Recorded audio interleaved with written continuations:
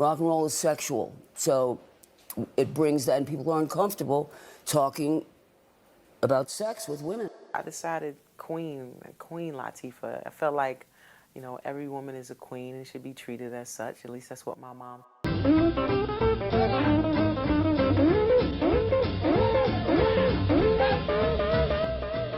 Can you guess which iconic rock star's sexuality was a mystery throughout her career?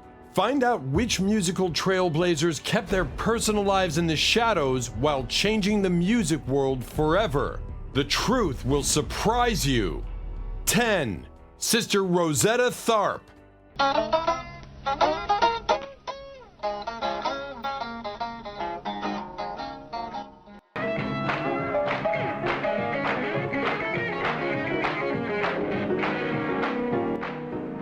Imagine a gospel singer whose electrifying guitar riffs predate rock and roll itself. Sister Rosetta Tharp, often hailed as the godmother of rock, lay the groundwork for a genre that would transform the music world. But her story goes beyond groundbreaking riffs. Her life was a blend of powerful music and a daring love story. No. Lonesome Road.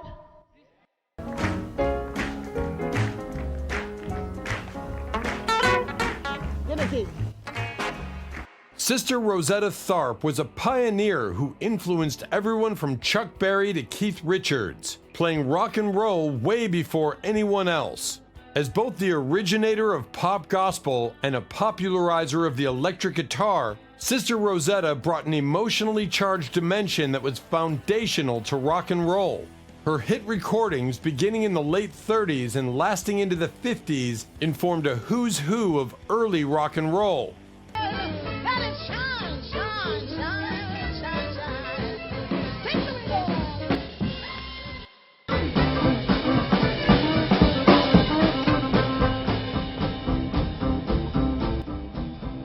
Tharp recorded her first 4 sides in 1938 during a session that included her first hit, Rock Me, along with That's All.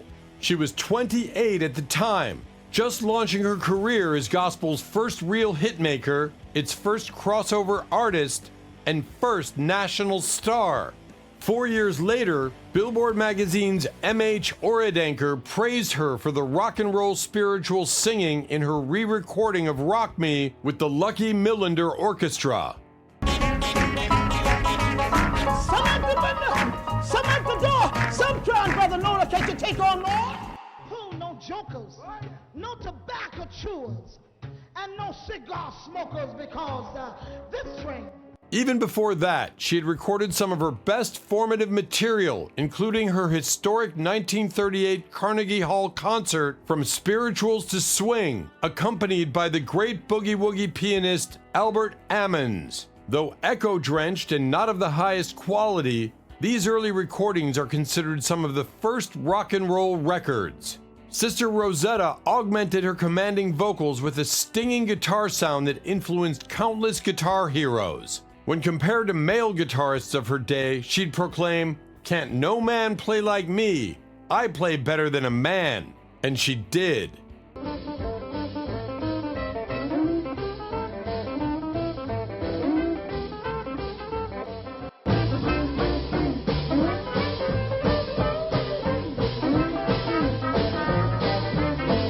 Sister Rosetta Tharp had a self-taught technique she'd practiced since the age of 4. Playing live with her family before recording for the first time in her 20s in 1939, bringing her spiritual-based rhythm and rock to the radio.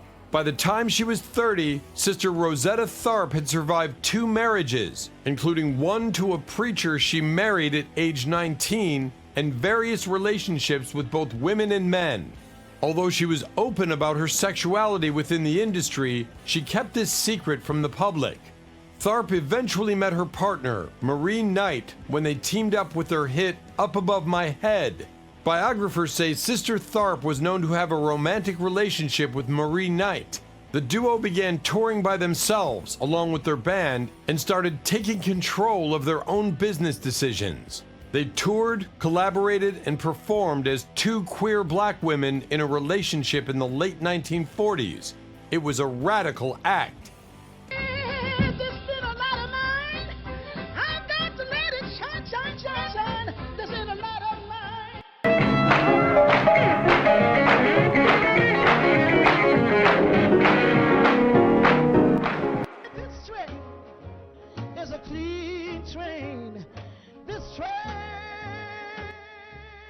In 1950, the duo and partnership split.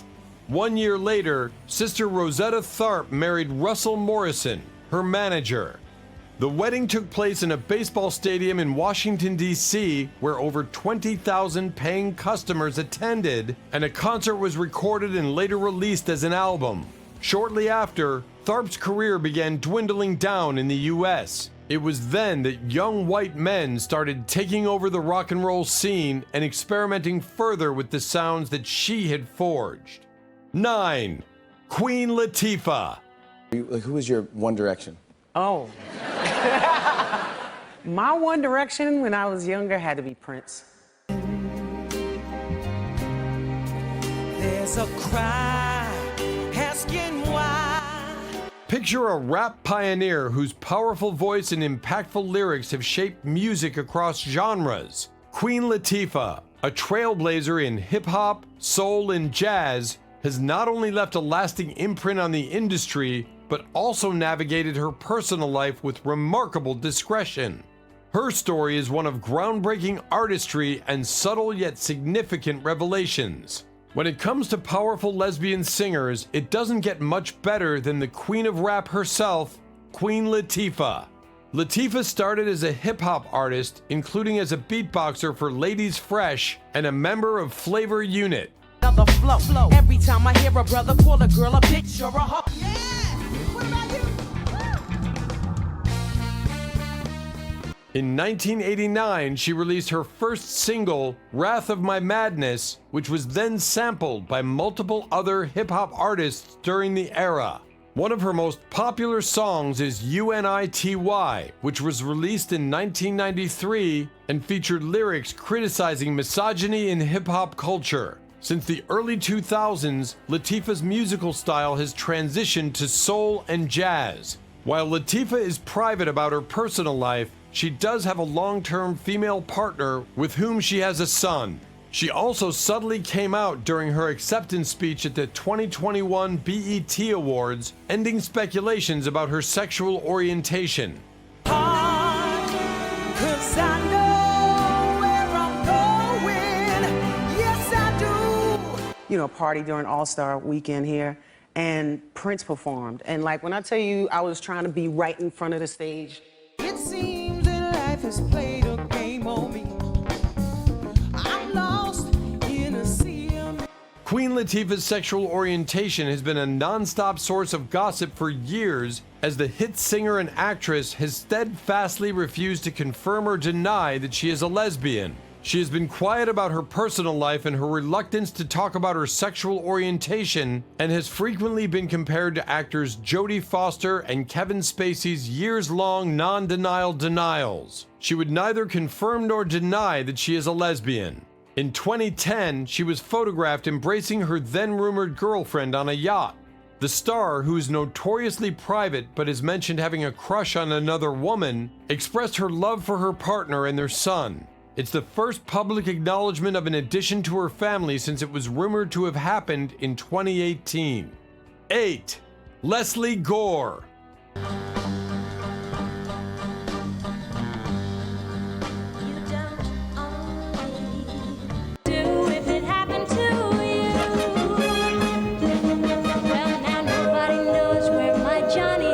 Imagine a teenage pop sensation who, despite a glittering career and massive hits, lived much of her life in the shadows of secrecy.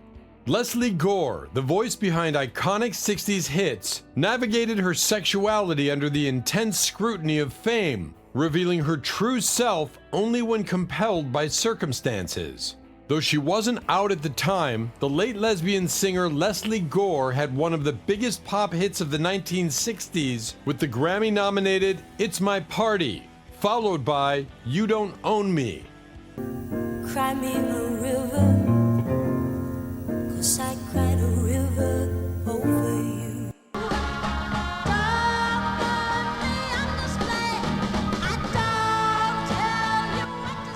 Leslie Gore was born on May 2nd, 1946 in Brooklyn, New York, the eldest child of a wealthy clothing manufacturer, Leo Gore, and the family lived in a large, sprawling mansion in Tenafly, New Jersey. She loved music from an early age, and her parents sent her to singing lessons. Later, Gore sang with her cousin's band. One night, while performing at the Prince George Hotel, the president of Mercury Records, Irving Green, saw her and rushed Leslie into recording a few demos. She was well received by the rest of the company and introduced to producer Quincy Jones. With Jones' production skills and Leslie's voice, success came quickly. Leslie picked out a song from a bunch of demos, and by the time of her 17th birthday a few months later, It's My Party was heading for the #1 spot in America. She's a fool. She's a fool. Made to come out and get me. And the minute Gore says she adored both boys and girls, but it wasn't until her acceptance to Sarah Lawrence College when she felt she could explore that part of herself she'd kept hidden from the glare of the spotlight. Gore wasn't allowed to decide when the time was right for her to come out on her own terms. In the early 1970s, she was forced out of the closet when an anonymous letter was delivered to her parents, tattling that she'd been spotted emerging from a gay and lesbian bar. By now, she was in her early 20s and much more certain and confident, so she didn't deny the accusation. She led an openly gay life from that point on. Her parents struggled initially, but I'm sure their concerns were smoothed over with help from the calm and diplomatic presence of Leslie's younger brother Michael, with whom she always enjoyed a close and loving friendship. He stayed by her side through the process and gave her the support she needed to be able to come to terms with her true personal and sexual identity. Gore was ahead of her time with teen pop that showed that a woman could be self-reliant and have a distinctive point of view. Gore died of lung cancer at New York University Langone Medical Center in Manhattan, according to her partner of 33 years, Lois Sassone. 7. Bessie Smith. My man's got a heart like a rocket. Imagine a towering blues legend whose voice could command a room and whose personal life was as vibrant and complex as her music.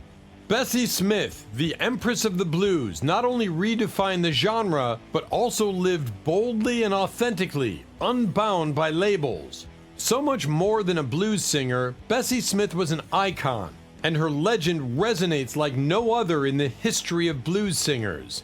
If you had been at a session, the first thing that would have struck you would have been Bessie Smith's self-assured phrasing, as well as the power of her delivery, honed from years of singing without a microphone on the vaudeville circuit.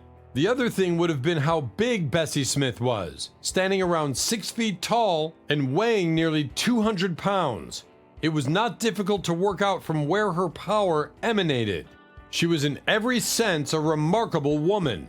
By June of 1923, Bessie Smith was an even bigger star. Downhearted Blues was effectively the #1 song in America, although this was in the days before proper hit record charts. My man's got a heart like a rocket. By December 1923, Bessie had scored with 5 hit records, including a remake of Tain't Nobody's Business If I Do, the Clarence Williams song she had attempted at her first session. Pretty soon, Bessie was being billed as the Empress of the Blues, and during that same year she met and married Jack Gee, an illiterate night watchman. They would divorce in 1929. One of the greatest American singers of the 20s and 30s, known for her powerful delivery and often called the Empress of the Blues. Her parents had both died by the time she was a teenager, and to earn money, Smith began performing on the streets of Chattanooga with her brother. I see my man's got a heart In 1912, she joined a traveling troupe that boasted the successful blues singer Ma Rainey. Rainey would become her good friend and mentor. Though she started as a chorus dancer, Smith soon developed her own act, and in 1923, she signed a record deal with Columbia, releasing the first album on their new Race Records series. With the popularity of her song Downhearted Blues, she became the most successful blues singer of the time, earning enough to live lavishly and travel town to town in her own private train. She married her husband Jack Gee around the time her first album was released, but it was a rocky relationship with affairs on both sides. Most of Smith's infidelities were with other women in her troupe, which sparked frequent fights, and when Smith discovered her husband had been sleeping with another singer, they separated. During the Great Depression, the recording industry took a hit, as did Smith's career. She started to make a comeback by transitioning into swing music, but it was cut short when she was killed in a car accident.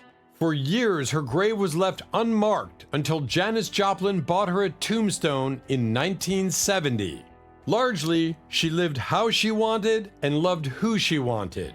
She wasn't exactly butch, not totally femme, she wasn't exactly gay, and wasn't entirely straight. I'd bet anything Bessie Smith never self-identified as bisexual, but by our 21st century guidelines, that's at least part of who she was. Mostly, Bessie Smith was who she was unapologetically, with or without the shelter of labels, and in spite of the society she thrived in. 6. Joan Armatrading.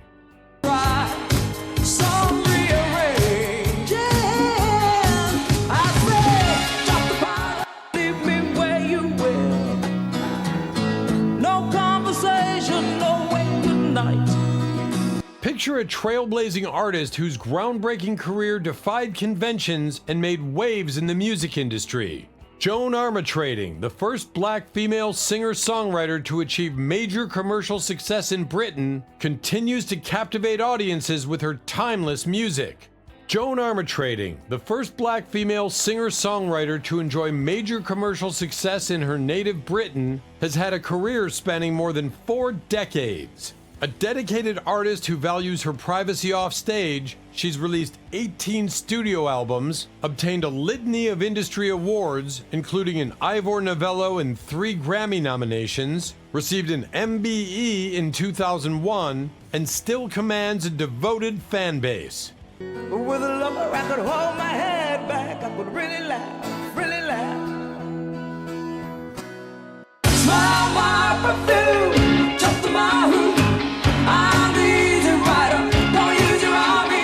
Joan Armatrading was a beacon on the music scene in the early 1970s with 1 album in the can, Whatever's for Us, and a single, Lonely Lady, that had been left off the album but became a smash hit on the radio.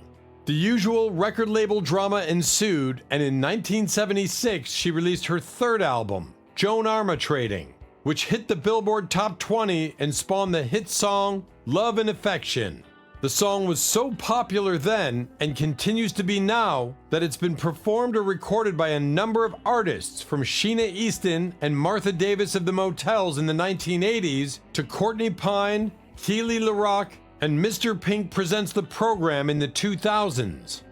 Sing me another love song, but this time with a little dedication. Sing it, sing it, sing it, sing it.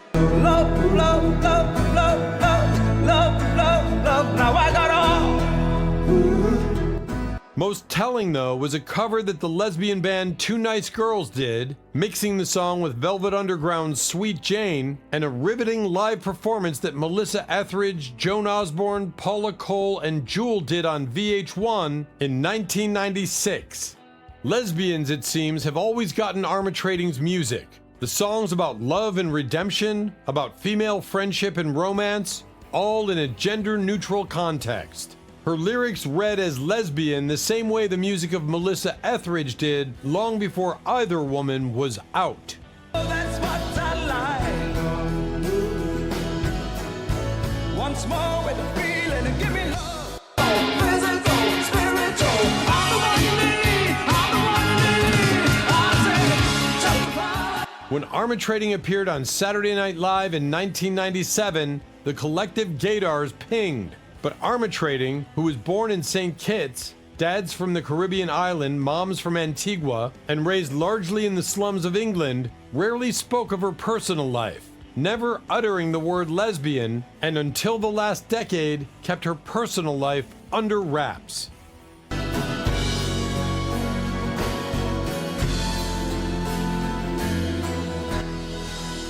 5. Billie Holiday. And it still is news Mama may have. Imagine a voice so powerful and raw that it redefined jazz singing.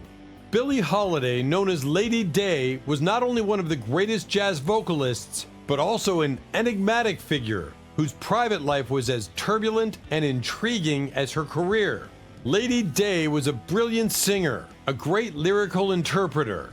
She took chances, lived life hard, she could swing, she could swoon, she moaned low, was elegant, and she was a soul singer before anyone had coined the phrase. She was one of the greatest jazz vocalists of all time, if not the greatest.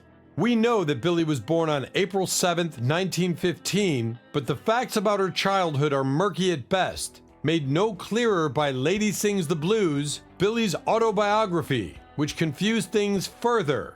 The famed jazz singer was made famous both in her lifetime and beyond through her incredible talent and complicated personal life. 'Cause I've wasted so much time. Now, baby, I'll never. While Billie's career was moving in the right direction, her personal life was not. She had several relationships, including one with guitarist Freddie Green. And then in the summer of 1941, she married Jimmy Monroe, best described as a hustler. She also had a similarly bumpy relationship with women. And while by most accounts, Billie wasn't shy about bringing her relationships with women into the limelight, her own autobiography is missing one of her most important and most widely publicized relationships, Tallulah Bankhead. According to historian John Swed, her co-writer was forced to tamp down on certain relationships, Tallulah included, by the threat of legal action. Even with the freeing underground nature of the Prohibition era, most queer people did not identify as such in public as much as they did on a stage. Holiday claimed Bessie Smith as one of her biggest influences, though she was never so explicit about her queerness in her act. A same-sex love song or dress in drag could be seen as a playful nod by comparison, but LGBTQ people learned how to spot one another in all venues. 4. Tracy Chapman. From the moment her hauntingly beautiful debut single Fast Car hit the airwaves, Tracy Chapman captured the hearts of millions. But behind the music, there's a compelling story of a private icon whose personal life is as intriguing as her lyrics.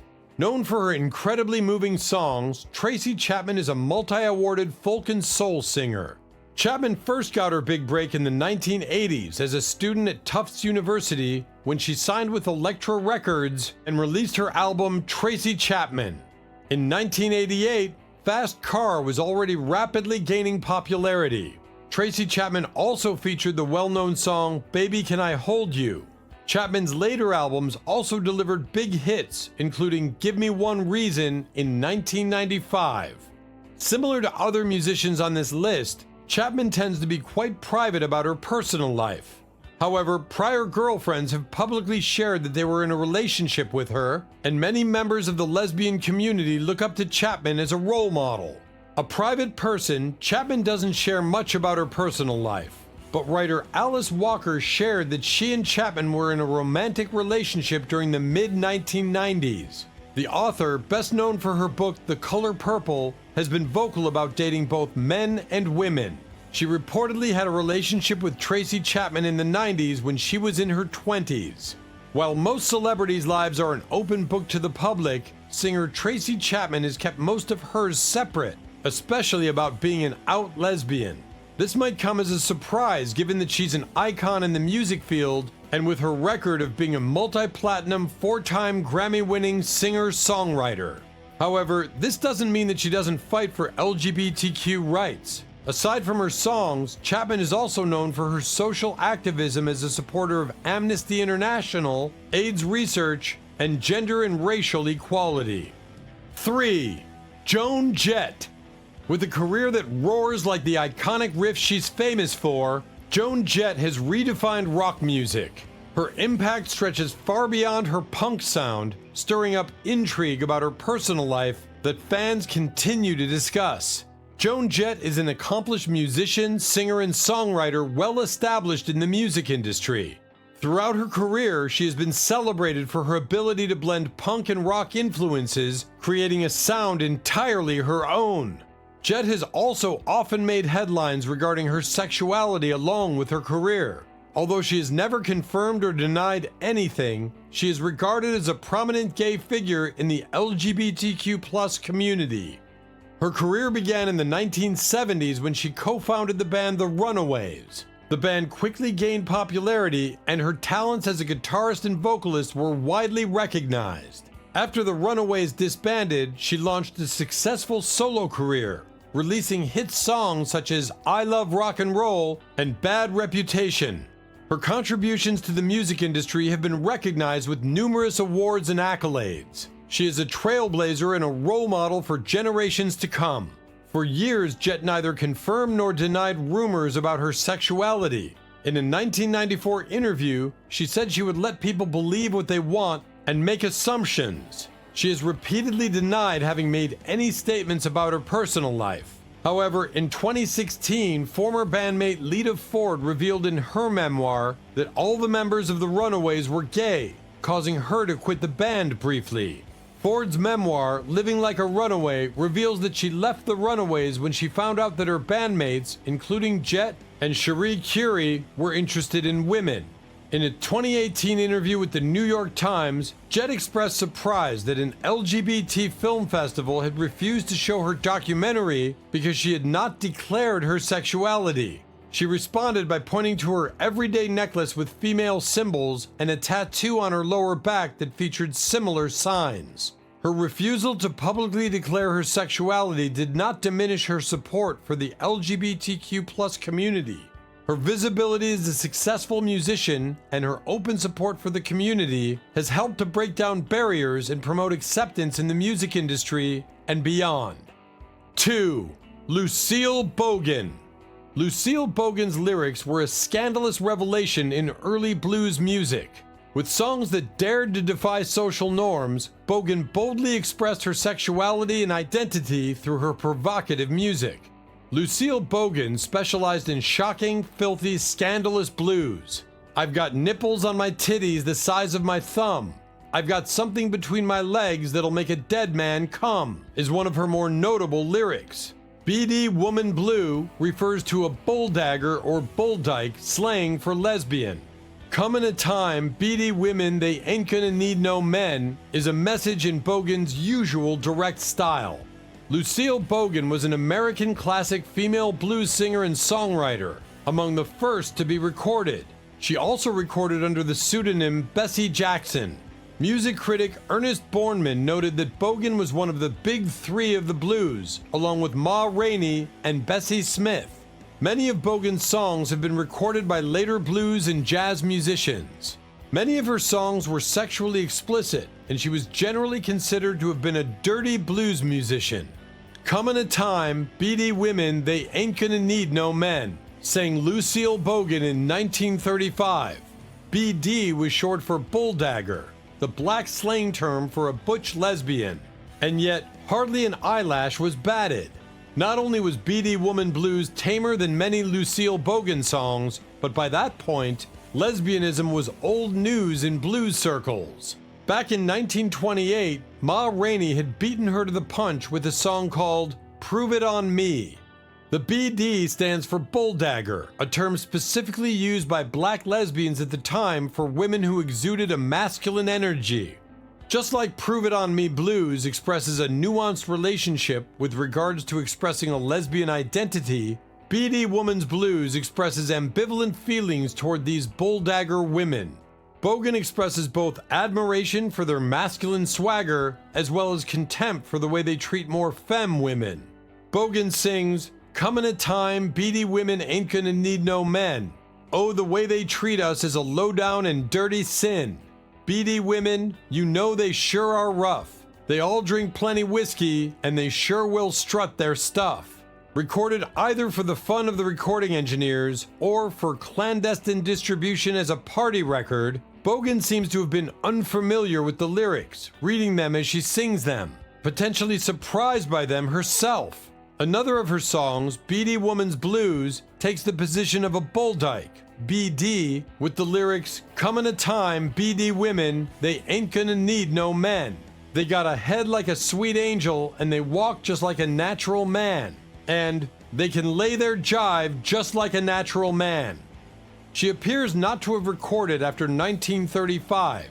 She managed her son's jazz group, Bogan's Birmingham Busters, for a time before moving to Los Angeles shortly before her death from coronary sclerosis in 1948. She is interred at the Lincoln Memorial Park in Compton, California. 1. Janice Ian. Janice Ian's career is a testament to her courage and resilience in the face of societal opposition. From her early hits to her later successes, Ian has continuously challenged norms and spoken out about love and identity. 14-year-old prodigy Janice Ian knew she'd send America into a tailspin when she wrote and recorded her first hit single, Society's Child, Baby I've Been Thinking, in 1965. Written in the tradition of folk hero Joan Baez, Ian bravely addressed the complexity of interracial dating in a very divided country and marked the beginning of her lifelong foray into matters of forbidden love. In 1967, the song peaked at number 14 on the Billboard Hot 100, and Ian began receiving death threats. In her autobiography, she writes that a radio station in Atlanta was set on fire after playing her song.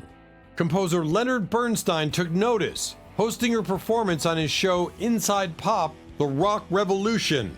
The now disgraced comedian Bill Cosby followed suit and chatted her up at a Smothers Brothers show and tried to blacklist her on suspicions that she had a lesbian relationship with her older family friend. Ian wrote that she had fallen asleep on her chaperone's lap backstage after playing a set. After Atlantic Records went cold on an offer to record and release her single, Ian turned to Verve Records to release a full-length debut. Then in 1975, she served her haters a royal comeuppance with a #1 hit, the anti-cool kid ballad At 17, and rocked daringly cropped curls to boot. At the 1976 Grammys, she beat Linda Ronstadt, Helen Reddy, and Olivia Newton-John for Best Pop Vocal Performance, and was later inducted into the Grammy Hall of Fame. In the US, Ian did not chart in the top 40 on the pop charts after At 17, though she had several songs reach the adult contemporary singles chart through 1980, all failing to make the top 20. From 1982 to 92, Ian continued to write songs, often in collaboration with then-songwriting partner Kai Fleming, some of which have been covered by Amy Grant, Bette Midler, Marty Jones, and other artists. In 1969, Janice Ian did not identify as a lesbian, but as an 18-year-old folk singer who'd made her name at 13, inspired by the Greenwich Village folk scene. She was sensitive to the civil rights fights of her day and made a point to sing out.